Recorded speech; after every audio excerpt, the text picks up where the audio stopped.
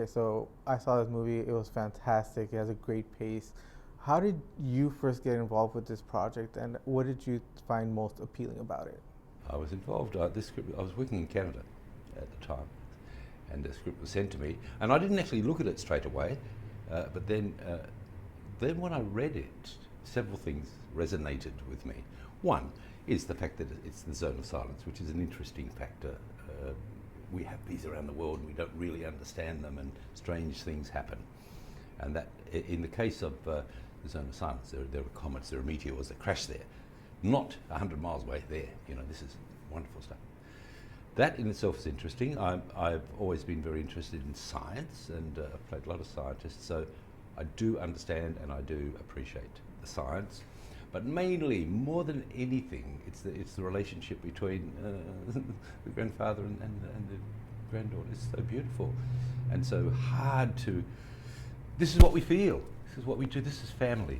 And Mileena says it beautifully. She says, "We ask ourselves, how far will we go to save a loved one? How far?" Very interesting. As a parent and grandparent, I think of this.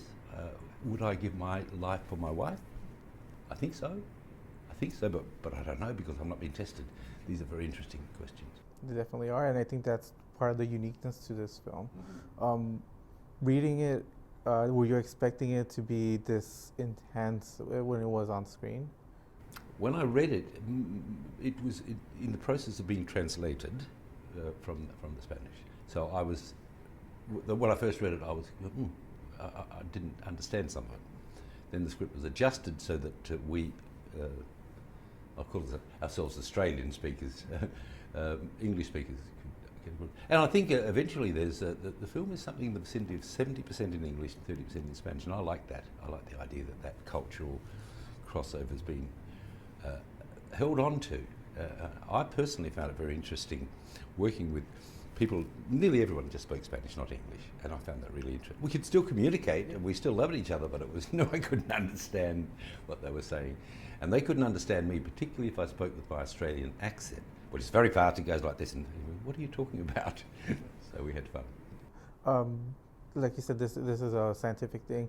Were you aware of situations like this, or did you do research to be prepared for this? I'm very aware of it, and furthermore aware of what some of the scientific possibilities of what causes these. I'm very aware of that, but there's nothing proven, but except that we know that it's an electromagnetic field. That's what we know, and that's pretty powerful. About your character, what did you enjoy the most about playing it? Well, it's a huge journey. I mean, it's a huge love story from the beginning when we see a scientist at work through to this driven, heartbroken, broken man who still holds on to his responsibility to look after his granddaughter. That's touching. Gives me shivers thinking about it. I think that's one of the parts that most got to me, because I was watching it and that relationship really resonates. How did you get to that point with Mileena? Well, very easily. We talked a lot. She's a very fine actress, but she's also a person that understands cultures to start with, because she lives in different cultures. She's a delightful woman and a very fine actress. So, in fact, we just connected, and there was a mutual respect for each other as actors. That helps.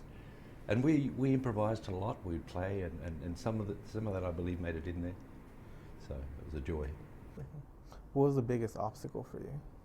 The biggest obstacle, believe it or not, it's silly, is that I'd picked up an allergy of some description, which of course I can, and so I was sort of itching a lot, and because it was very hot too. That's a minor thing, but that was bad. Apart from that, we didn't have any major issues at all, or nothing that wasn't solved by people. What do you feel the audience will pick up the most from this? I'm thinking, based on my experience, I'm thinking it'll be the relationship. I feel almost certain that those that hold on to it will hold on because they will recognise and understand the dilemma and the situation that will work. And this is all the stuff I've done that's been really successful. It's to do with those relationships: father-son, father-daughter, grandfather, always. Awesome. Thank you very much for your time. Pleasure. Nice to talk to you.